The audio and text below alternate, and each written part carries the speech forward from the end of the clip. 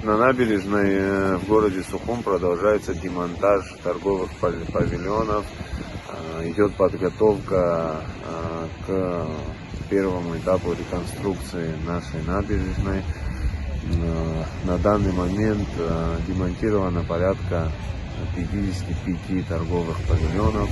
Осталось еще в районе 40 торговых павильонов.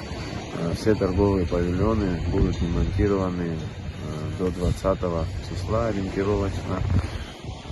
Ждем рабочие бригады с разных регионов, которые будут реконструировать нашу набережную. Работаем по сетям, отключаем электричество, переносим точки канализации, закрываем водоснабжение, прикрываем. Работа идет полным ходом.